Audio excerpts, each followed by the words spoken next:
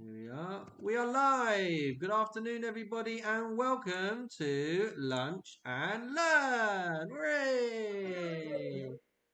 There we go. As always, we have got our fantastic live virtual studio audience who are tuned in to hear some words of wisdom, possibly even some from me. We'll just have to wait and see, guys.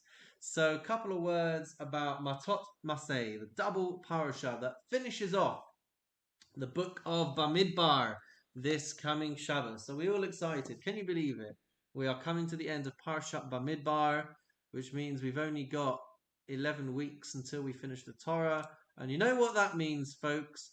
That means that Rosh Hashanah and Yom Kippur and Sukkot and Simchas, it's all around the corner. It's getting ever closer. Of course, we're in the middle of the 3 weeks at the moment, leading to Tisha B'Av, the 9th of Av.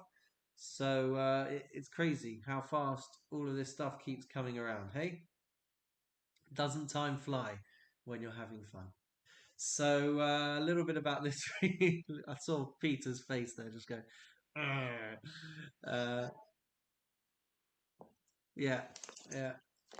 So a little bit about this week's parasha. Double whammy. It is enormously huge, enormously long. And at the beginning, after talking briefly about vows, we go on to talk about a war that takes place with the Midianites. And 12,000 Jews, led by Pinchas, battle the Midianites. And a miracle occurs, and every single one of those Jewish soldiers come back alive. The Midianites, of course, are not so lucky. And the Torah tells us that their casualties include the 5 kings of Midian and also the local celebrity Bilam, who you may recall a couple of weeks ago tried to kill or curse the Jewish people. And he meets his demise in this week's parasha. And I think we mentioned before, if we appreciate that the portion of Bilam's story takes place outside of the Jewish camp, and officially the Jewish people won't have known what was going on. And then you find all of a sudden that the Jewish people find out that this sorcerer Bilam has died.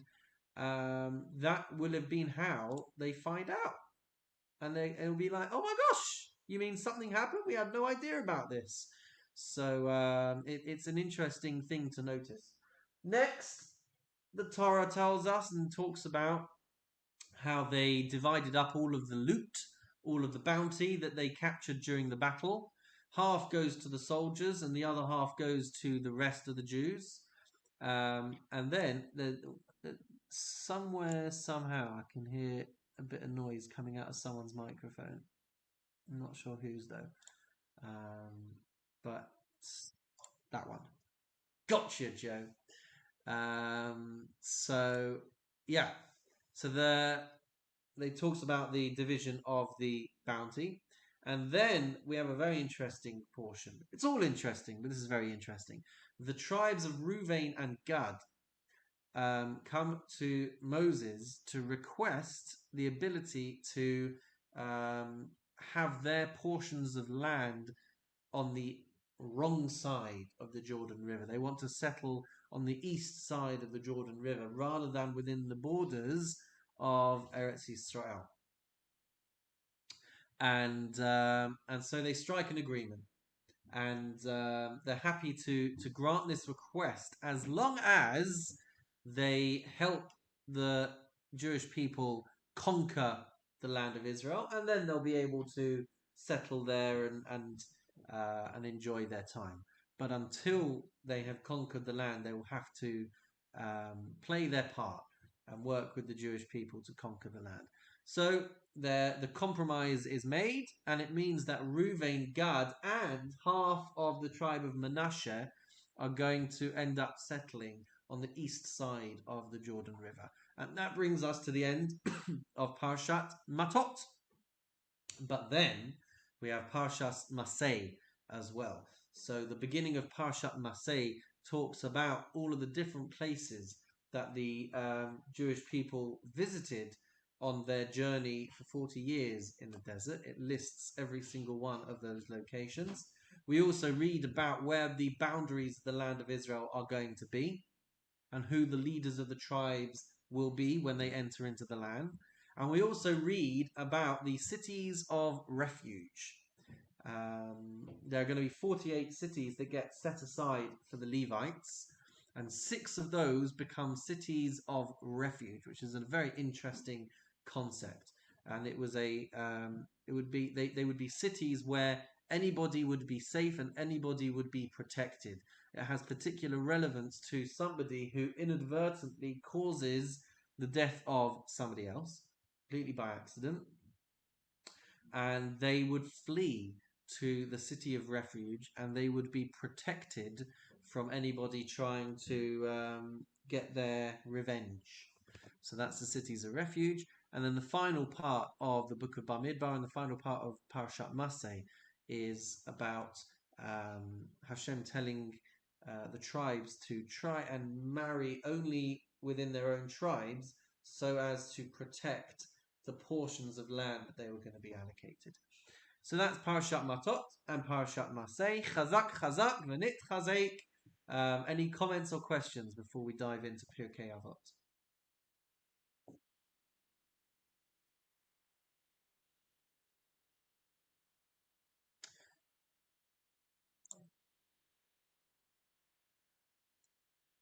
Good question. The Torah tells us that the oh gosh, how have I ended up with that? The Torah tells us. I'll read you the exact words.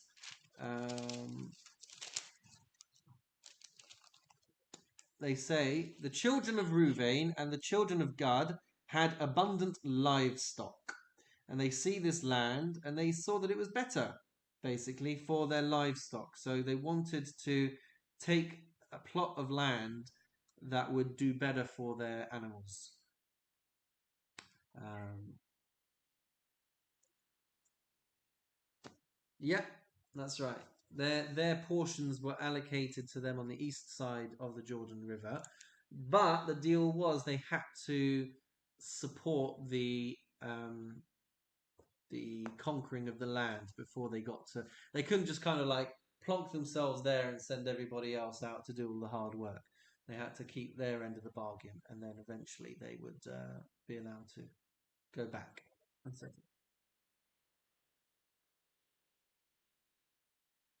yeah, and it was divinely allocated. It was Hashem who dictated where these boundaries were going to be drawn up. I'll actually see if I can find you a quick map. Where's it going to be? It's going to be in pictures, Jewish. It's going to be over here. Let's just share the screen and you can all see a map. One.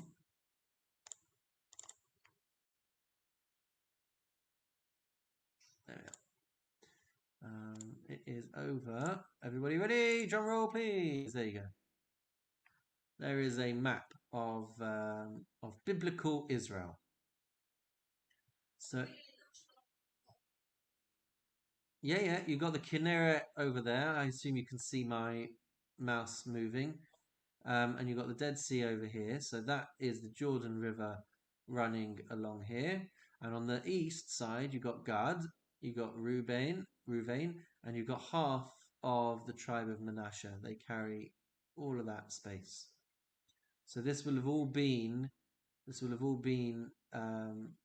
divinely allocated. So and you can see that they've got varying sizes and different places. So there you go. Right. Now, ladies and gentlemen, perhaps go on.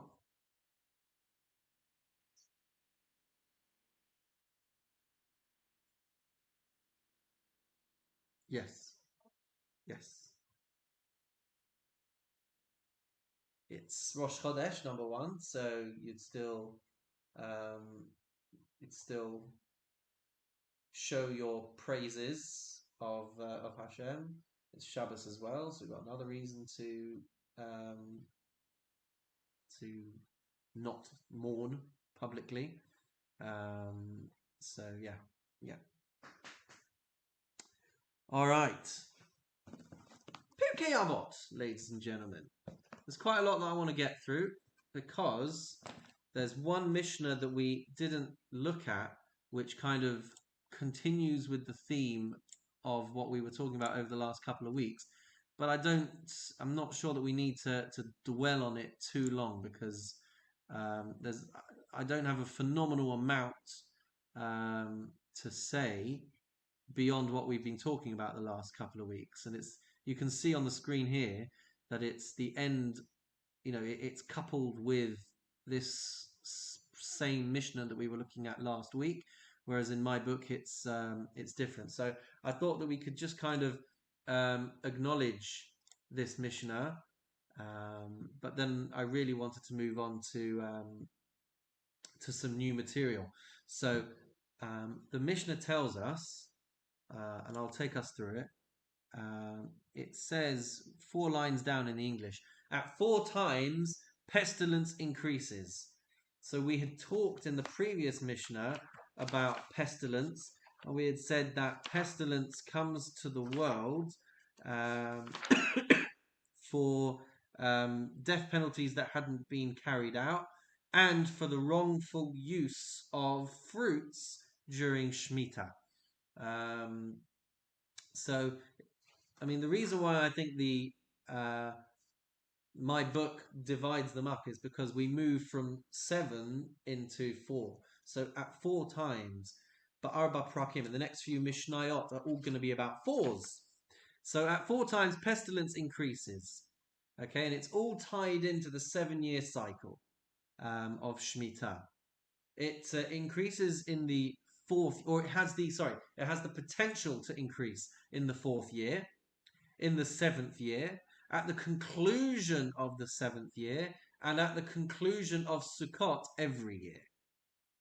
All right, so just to explain this a little bit, there's a 7-year agricultural cycle, which we call Shemitah.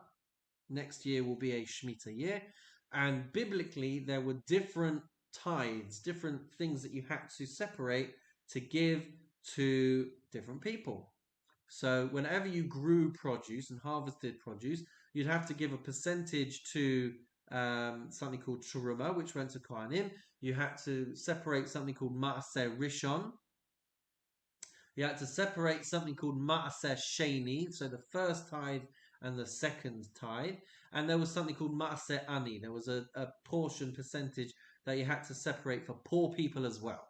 Okay? And depending on which year of that cycle you were in would determine who is getting your produce. So in years 1, 2, 4, and 5, you had to separate produce to give for Ma'aseh Sheni, for the second tithe. That had to be taken to Jerusalem, or the value of that produce had to be taken to Jerusalem and used over there. Okay? In years 3 and year 6, you had to separate a fixed percentage to give to the poor people. That was called Maaseh Ani. And so because those years were focused around separating for the poor people, the Mishnah is saying that those years carried with it more severity and more potential to bring pestilence to the world if you didn't do it properly. Similar to things that we've been seeing over the last couple of weeks. So in the 4th year, which comes after a Maaseh Ani year, or in the 7th year, which comes after the second Maaseh Ani occasion, all right, these were all times where it would be heightened. The sensitivity spiritually would be heightened, and we would be more vulnerable to plagues and to natural disasters at those times. And the same with the end of the 7th year, the end of Shemitah, where again you had to mentally break away from any ownership of the things that were growing on the land, and they would be open for everybody. So if that wasn't being done properly, we've talked about it before, that would not be the right thing. And at the end of Sukkot as well, there was also greater vulnerability for things to happen. So fundamentally, the theme is the same that we've talked about. Bad human behavior leads to bad natural occurrences. And we talked about how the things that we get wrong physically can have a spiritual effect upstairs, which in turn has a physical manifestation in this world. And the world becomes more vulnerable to plagues and and to natural disasters. And fundamentally, we're supposed to appreciate that everything comes from Hashem, and that the resources and the gifts and the things that we have in this world are entrusted to us by God. And therefore, we should not be stingy, and we should not be afraid to share those things with other people. But if we choose to withhold things which are due to other people, and we, by doing so, we withhold important sustenance and important resources to people who need it more than us, then in turn the midah keneged midah is that Hashem ceases to sustain our lives. And if he's ceasing to sustain our lives, then he makes us vulnerable to deadly things. So I think one particular nugget that I saw, which I think is really worth some consideration, is as follows. There was an example brought that if a parent was to send her child off to the shops, she gives him £2 and she says £1 is for you to spend on nosh for yourself, and £1 is for you to put in the charity box when you get to the shop. Right? So as he's walking along, he's playing with the coins, and one of them falls out of his hand and it falls down the drain. Right? So he's fumbling around trying to get it back. He can't get it back. He's lost that coin. So what does he then decide to do with the other coin? Does he turn around and say, "Oh, sorry, God, that was your coin. You've just lost out. I'm going to go and buy myself a chocolate," or does he use that coin to go and to nonetheless give money to charity, or does he decide to split it? But the message is that we've all got a fixed amount of accumulated wealth, accumulated resource. How do we view it? Do we view that as ours? Do we view it as God's? If if I'd said I was going to give £50, £100, £1,000, 10,000, whatever our 10% of our income might be, and I say, right, I'm going to give that to tzedakah, and then my car breaks down and it's going to cost me £500 to fix my car, right? So do I then say, oh, well, I've already lost £500 this month, so I'm going to give less to charity? Or do I say, no, I've got 10% that I have fixed aside to give to charity, and the £500 that I've lost fixing my car or fixing my boiler or whatever it might be, that's my money, and I'm still going to keep the charity money set aside for charity. So these are situations that we encounter, so this Mishnah again gives us a good opportunity to reflect on that. Rita had her hand up first, Paul, but then we'll come to you.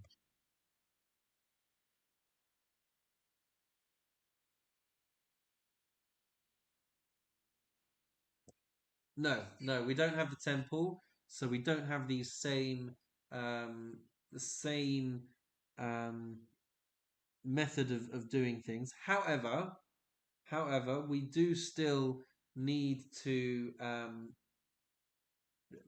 There are farmers in Israel who will still um, tithe their produce. They just can't do anything with it. Um, and the remnant of that is, for example, when we bake challah, and we use a certain amount of flour. So we take off a golf ball size of dough, as a gesture of recognition that this has come from Hashem as well. So there are still remnants of it, but we can't take anything to Jerusalem anymore. And we do still have the law of Shemitah. So next year will be a year of Shemitah. and there are farmers in Israel who keep to it, and there are organizations that ensure and supervisors who ensure that the produce that makes its way into kosher Israeli supermarkets, everything has been done correctly and in line with halacha. So that's very much still does happen, and that's why it's complicated when, especially next year, we may have to boycott Israeli goods if we see them in the supermarket, because it can be very complicated to deal with Israeli produce, especially next year. And this year, or in any of the other years, if we encounter Israeli produce in the supermarkets, in the fruit and veg section, then we are supposed to cut a bit off. There's instructions on the United Synagogue website how to do it, but we're supposed to cut a bit off and leave that aside anytime we have Israeli fruit and veg. So, well, not all fruit and veg, but certainly the 7 species. Paul.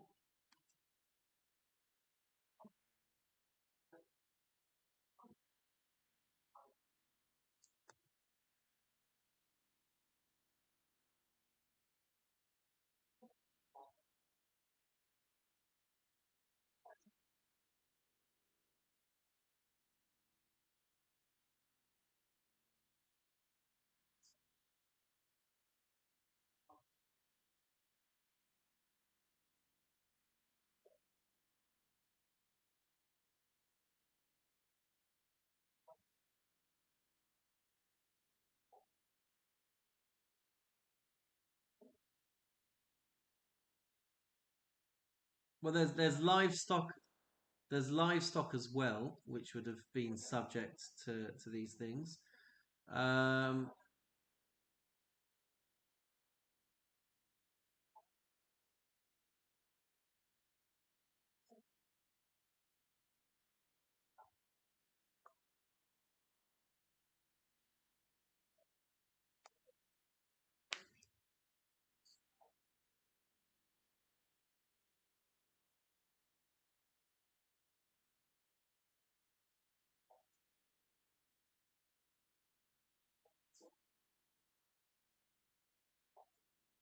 hmm.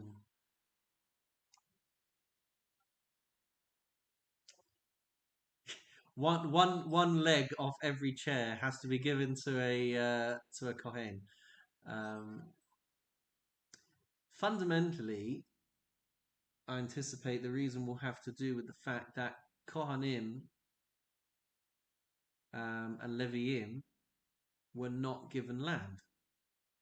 So where's their food going to come from? Right? It's going to be unfair if biblically Hashem says you guys don't get land, and you're going to have to pay for your food as well. So the compens, yeah, yeah.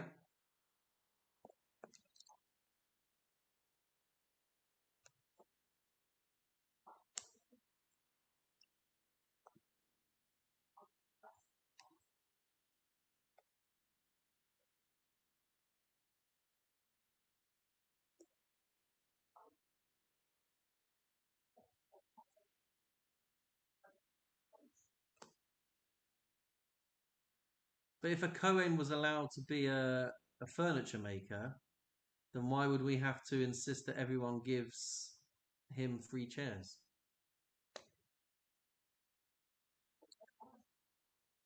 No, they weren't allowed to. They weren't allowed to. They weren't allocated land.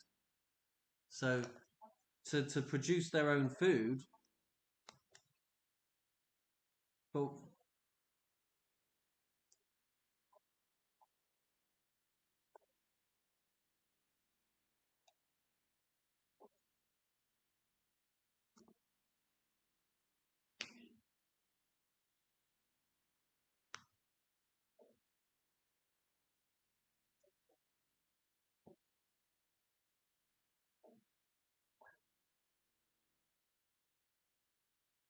mm,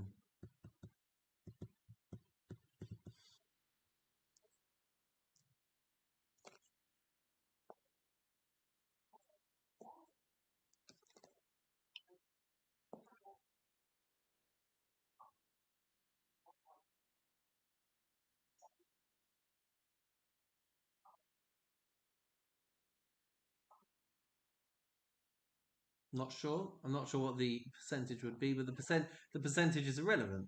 Point is, if you weren't a farmer, then you weren't going to be subject to this. I mean, you'd still be subject to give away 10% of your profits, but it's a fair point. I'm just trying to think if I'm missing anything that would have applied to them. Joe, do you want to weigh in over here? You're muted. I had to mute you before because it was a bit noisy, so you're going to need to unmute.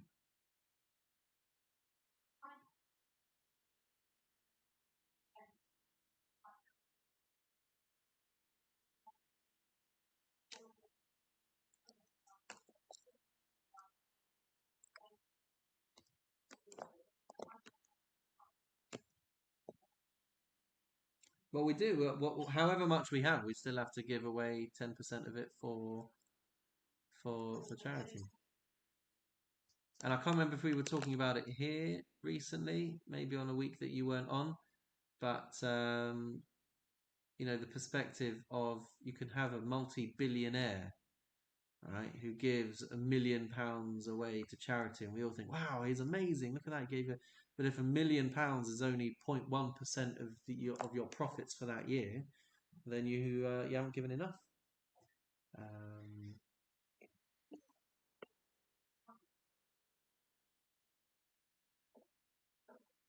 no, because we have a divine assurance that anyone that gives these things will be in turn rewarded by Hashem. Um, it is a good point. I'm wondering if I am overlooking things that would have impacted a furniture maker or people like that. Um, but nothing is springing to mind. But I also wonder if you're not that it matters. It's not about the percentage, but yeah, it's not about the percentage of who worked in what profession.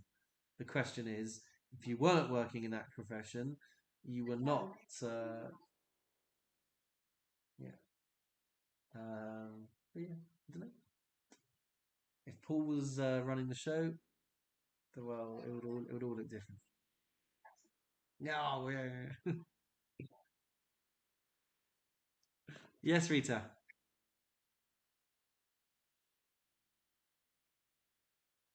No, no, no. I was joking. We don't have to boycott. I was just trying to put a little bit of humor into the situation, but um, boycott is the wrong word. But it's not in our best interest to start messing about with Shemitah produce that may not have been um, taken care of properly. So it's um, it's just an unfortunate byproduct of um, well, it's an unfortunate byproduct of state of Israel being a secularly run state. These are the types of complications that can arise. As I said, if you're in Israel, the supermarkets that all carry kosher certification for the year of Shemitah, they will also have another certificate that says, "Don't worry, guys, we've taken care of everything that needs to be taken care of, and you can now go and buy this produce guilt free, so to speak." So, but that won't be that. There's no assurance that can be guaranteed that for things being imported to this country will have that same um, supervision. There are farmers that don't keep to the laws of Shemitah in Israel. So, all right, let's move on to the star of the show today. As I said, we've moved into the fours. Right, we've done the tens, we've done the sevens, and now we're into the fours. And we know that there are a lot of fours that we're familiar with. There's the four sons, the four questions, the four cups, the four matriarchs. So now we move into the fours. And we're going to be talking about four different types of, It's interesting actually. It starts off Arba Midot Ba'adam. There are four inclinations, four different types of behavior, types of character.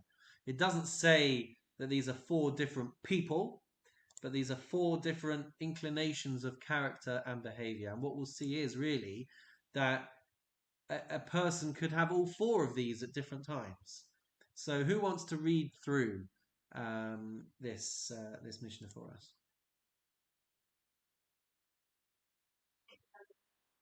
Oh, sorry. You need, yeah, I'll spot that.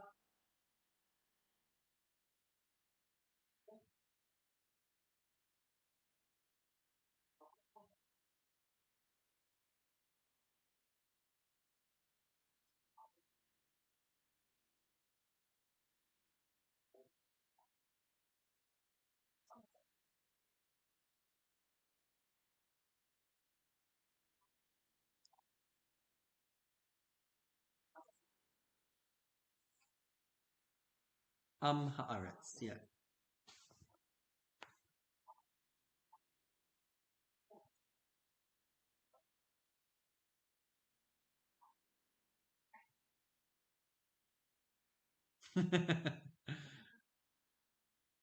There we go.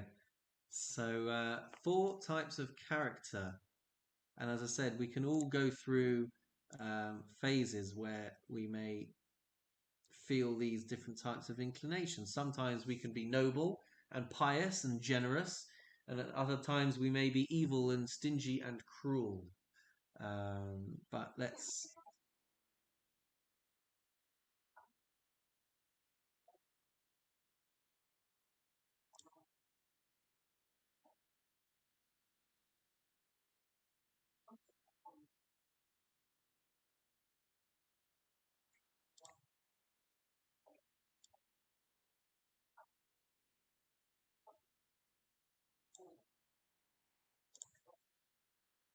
Okay, but he entrusts us with things, doesn't he? And that's why we have all kinds of laws of damage to people's property and theft of people's property, because even if it's been entrusted to us by Hashem, it's still ours. If I was to just walk into your house and be like, "Sorry, Paul, this is God's house and I'm living in it now. You get out of here."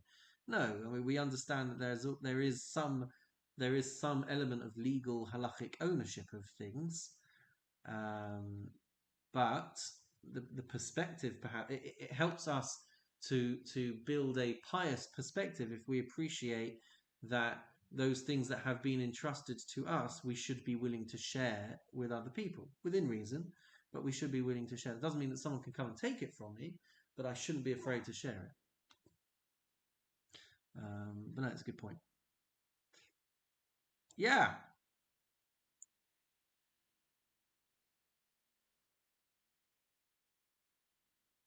and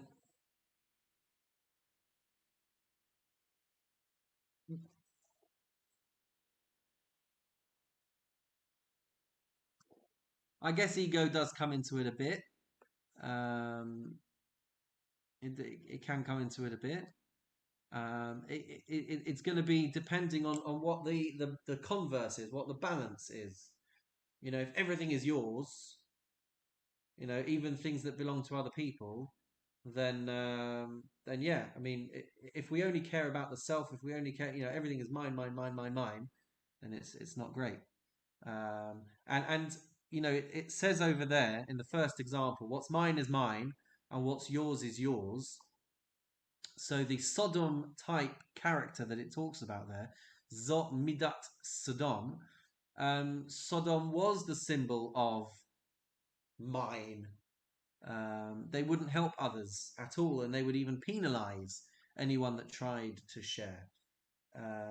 So, there is a lot of ego over there. It's interesting, really. What's mine is mine, and what's yours is yours. There's a there's a machloket. There's an argument. There's a difference of opinion as to whether that's just a kind of average, commonplace approach to life, or whether it's indicative of something more sinister, like a resident of Sodom. It's interesting that it could be one or t'other according to a simple reading of the Mishnah. But it seems that you're saying, I don't want others to derive pleasure from me. I don't want them to have anything of mine, but I also don't want to have to benefit or derive pleasure from anybody else. So you're kind of like falling in the middle there. You're not trying to take things from other people, but you're also not wanting to benefit other people. So on the one hand, it could be a very kind of been on its average, acceptable character trait. I'm not stealing. I'm not jealous of what you've got. Those are very good things. Yeah, I agree. What's yours is yours. That's fine. But what's mine is mine as well. Like, don't bother me. I won't bother you. Um, each to their own. All these types of approaches. On the one hand, it's quite a Beinonit approach to life. It's average. It's acceptable. And on the other hand, we're being told that there's another opinion that says that actually it's a really bad, cruel way to lead a life.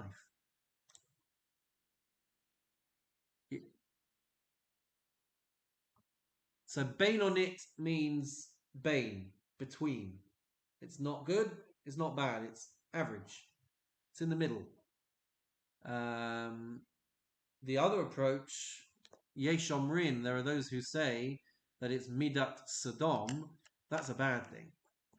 You see, we're taught about Sodom that they would not share anything. And they had a whole rule system in place that would penalize anybody that tried to be generous, that would try to be hospitable. You either had to fend for yourself or that was it. No one was there to help you. Every man for himself. And that was why it's viewed as such a vicious and cruel society, and that's why ultimately it needed to be destroyed in the Book of Bereshit. It was a very selfish society. Close the doors, close the borders. Don't give them an inch. If they want to come into our town, they have to fend for themselves. It was forbidden to host anyone.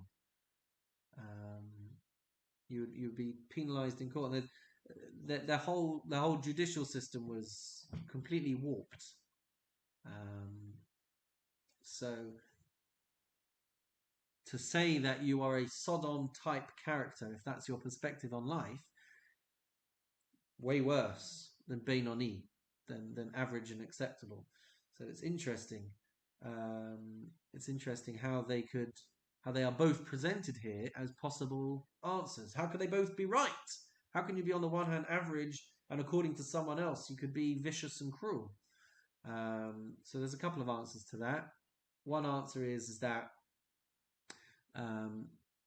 if left untamed and if left to run rampant, then it will turn into a very vicious and cruel attitude to life. Similarly, if that's the way the society is being run, then it's going to be a very cruel way to run a society. It's interesting. It says at the beginning of the Mishnah, "Ha'omer shalishi v'shelcha shelach." One who says, "What's mine is mine, and what's yours is yours." That it's an average trait, and then it says "V'yesh omrim," which normally means there's another opinion, or there are other opinions out there who say that it's the trait of a sodomite, right? But there's a commentary that says V'yesh Omrim means that everybody's saying this. So when it's one person who has their own individual perspective of, just leave me alone. I don't want to encroach on you. I don't want you to encroach on me. Just leave me as is. So that's average. But if everybody starts to talk like that, and Yesh Omrim, if the whole society starts to speak like this, and there's no public policy of generosity and caring, then that society will evolve into another Sodom. So I thought that was quite an amazing way of looking at this. And that's how you can have both sides of this coin. If individuals have that attitude, it's not brilliant, but fine. At least you're not encroaching on other people, each to their own. But if the whole society starts to talk like that, then it's not going to evolve in a healthy direction. Um,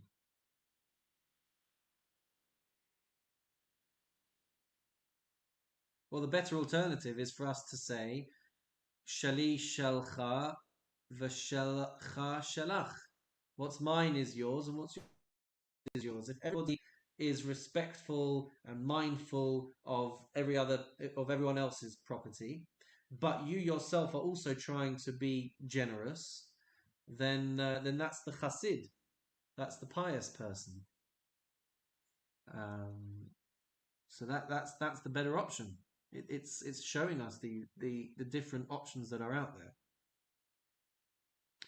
Um, there's another just on this piece of what's mine is mine and what's yours is yours.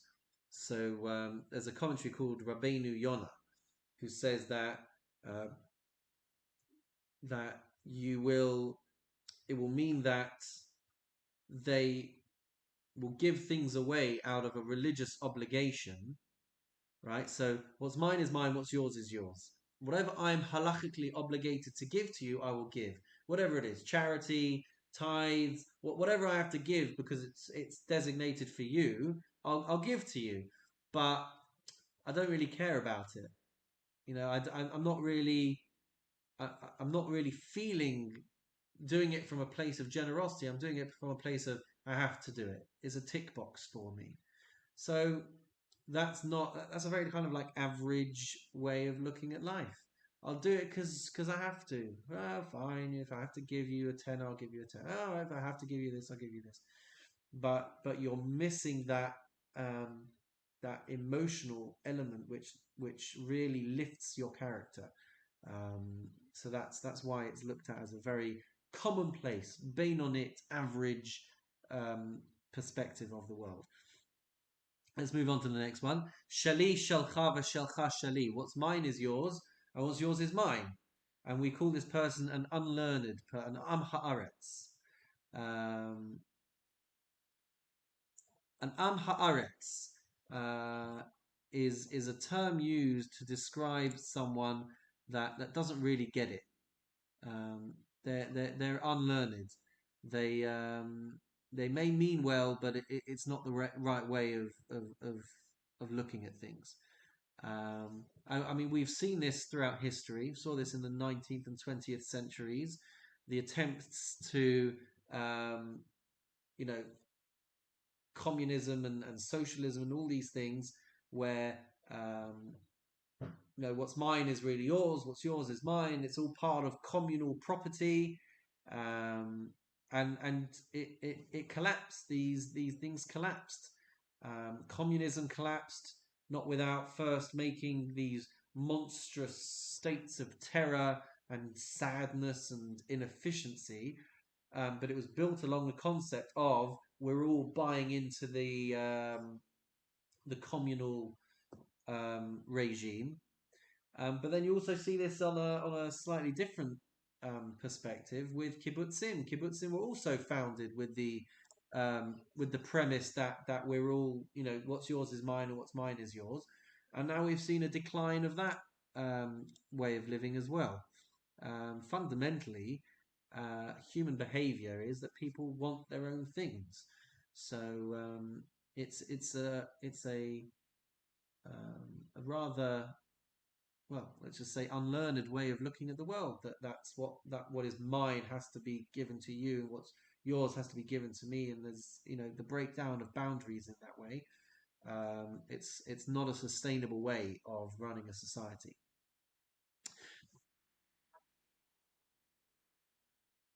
Why do you think that?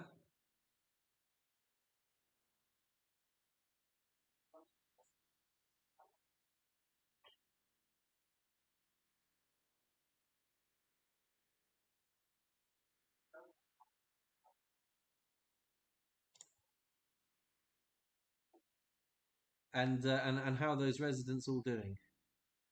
Those billion residents.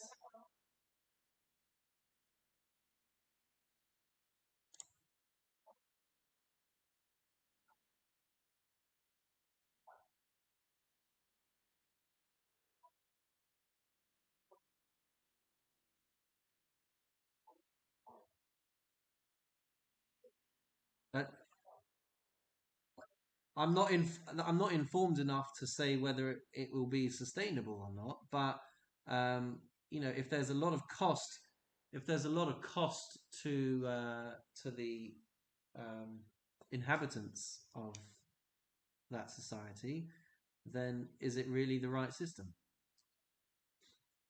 We see this cropping up even over here. The big brother state. What's mine is yours. The conversations that I have, the emails that I send, the work that I do. By all means, Mr. Johnson, have your eyes on all of it. Is not necessarily a good model that everybody agrees on. Um, there has to be elements of privacy and elements of, you know, owning our own things. Not everything has to be up for sale. Oh, the things the government know about you, Paul. Oh, the things. Um, all right. Then we have Shali Shalcha v'Shalcha Shalach. By the way, this Mishnah and the next couple of Mishnahs, these are probably like some of my favorite ones in Pirkei Avot. What's mine is yours, and what's yours is mine. This person is a chassid. This person is a chassid. Look at that. Doesn't mean that you're walking around with a strimal and a beard and payas and a frock coat. A chassid means someone who is pious, means someone who goes above and beyond. They do more than what is required. So anyone can be a chassid. It's not about what you look like on the outside. It's about what you're like on the inside. And that's why, putting labels on people and people that will say like, oh, I'm not frum, or I'm not religious, or I'm not this, or I'm not that. First of all, it's nobody else's business how to label you. And second of all, we've said this before, Hashem wants our hearts. So just because, you don't walk around looking like someone out of 19th century Poland, doesn't mean that you're not a chassid. Doesn't have to be that way. Um, you know, we're being told here that someone who is generous and noble and allows others to benefit from you without placing any obligation that you have to get something from them, you enter into the category of being a chassid. Of what?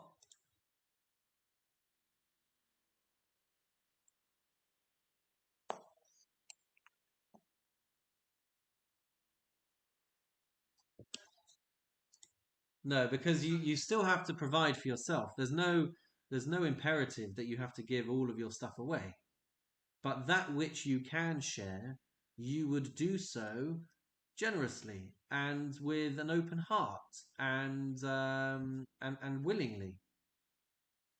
Um, you know, inviting people to your home. No one's saying you have to give them your house, but if you are able to entertain them with a lovely meal, how lovely, how wonderful! You're sharing what you have, and you're sharing it with other people. It's not saying that you have to give all of your stuff away, but it's saying that your attitude to life is that whatever I'm able to share, I will share basimcha. I will share happily. I will look out for what other people need, and I will share things that I'm able to share. And I will be a giver. Abraham is the first chassid in this instance. He is the first person to give. He didn't give away his house, but he would freely share with other people and he wouldn't take from anybody. The Torah tells us about how he tells the king of Sodom that he didn't even take a shoelace from him. So, um, we we want to. Also, I mentioned a couple of weeks ago, we're not allowed to give away more than a fifth of um, our wealth. So it's not about making everything hefka, making everything ownerless, and just giving it all away.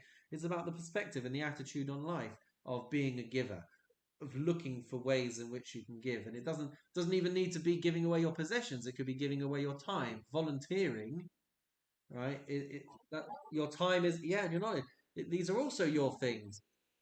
Yeah, what's mine, what I know in my brain, I'm happy to share with you. I just feel bad for you guys that I don't know very much. Joe and then Rita.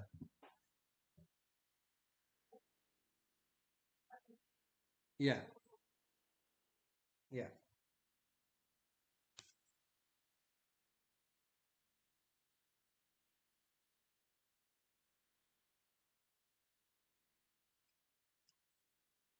No, that's right. Sodom was this town um, near to the Dead Sea, and in biblical times it was destroyed. And we learn, our sources teach us that it was a very corrupt society, and the foundation of the society was built on the principle that I don't owe anybody anything. And as you know, you leave me alone, I'll leave you alone. And not only that, but we're, as a policy, we're not helping anybody else. So there's all of these stories in the midrash about how if a um, if a person would come to lodge in the town, nobody was allowed to help them. No hospitality, can't give to anybody, um, and all kinds of horrendous, horrific um, mis uh, misapplications of judgment um, would go on in this town, and that's what it's referring to. So it's not about lashon hara. It was about the societal attitude to how we treat people. Yeah, yeah, yeah. If if and the point is that if societally we're all buying into this, that we don't have to help people, then we are just emulating the same characteristics of that society, and that society met a bad ending, and we would decay society as well if we lived in that way, of just like not caring about anybody else. And then the last one is shali shali v'shalcha shali. What's mine is mine, and what's yours is mine. And then we say that's a rasha. That's an evil person. That person is selfish. They're narcissistic. Everything is mine, mine, mine. A generation of entitlement, perhaps. Um, so Oh. So at its extreme, that's how we can end up with tyrants and dictators and murderers and terrorists, because people look at other people and they say, I'm going to take everything that you've got, even if it's your life." But perhaps there are other examples of this that we see. Um, it's controversial to. What are you doing over there, Paul? Is that Alexa? Yeah. So so I wondered if the trend towards influencers is an example of this kind of behavior. You see stuff online where people are recording all these YouTube videos and Instagram videos and whatever, and um, and they're called influencers, and they've got thousands of followers, but the whole system is built on getting freebies from companies, um, and getting discounts on products. And it's kind of like people think that they can walk into a restaurant and say, give me a free meal and I'll promote you on my YouTube channel. You know, you see examples of this all the time. And I feel that would be a modern day example of this.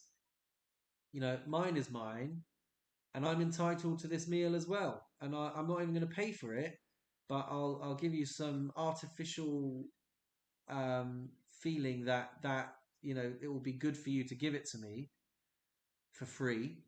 And you see people doing this all the time. If you read some of these online reviews of restaurants and different things where people say the most horrendous stuff, or they'll try and make a fuss in the restaurant to try and get a free dessert or a discounted meal or whatever it is.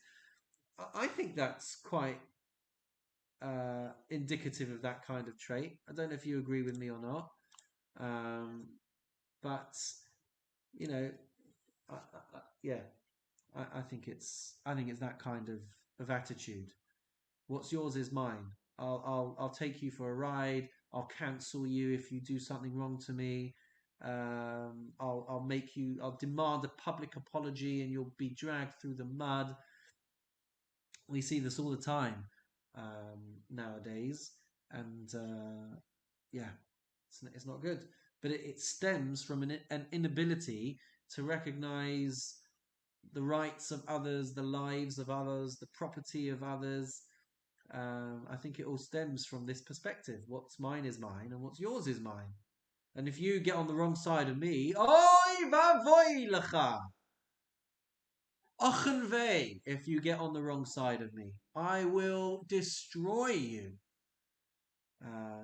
So not great, not great. There's a fascinating insight as well from the Koznitzer Magid, who looks at the Chassid and looks at the Rasha and says that they are referring to how we approach our service of God. He says as follows: if my things are really your things, right? This is the Chassid, Shali Shalcha, right? My things are really your things, meaning that I will perform my personal activities, the things that I need to do, such as eating, sleeping, working out, playing football, whatever it means. But I'm doing this shalcha. I'm doing this as a way of serving you. It's all there to give me a healthy body and a healthy spirit, so that I can do my mitzvot better. Then that's a wonderful thing. And what's yours is yours. I will try and do my mitzvot for your sake, not so that I get prestige, not so that I get reward, not not so that everyone pats me on the back. So that's a very saintly approach to life. What's mine is yours, and what's yours is yours. My service in this world is ultimately not for my own self accumulation, but it's there to propel me to have a better relationship with you. So that's a chassid. But the rasha is what's mine is mine, and what's yours is mine. So I will do what I want, and the occasional times that I want to do a mitzvah, I'm not doing it really because I want to connect to you. I'm doing it because it serves me well. I want to feel good if I do this mitzvah at this time in this way. That's why I'm doing it, and that's what's driving me. So the Koznitzer Magid says that's the Rasha way of serving God in this world. So I thought that was also quite an interesting way of looking at these words as well. We'll take comments and questions on Zoom, but to all those watching on Facebook and YouTube, we'll stop there for today. And we will wish you all a wonderful, meaningful day, and we'll see you next time on Lunch and Learn.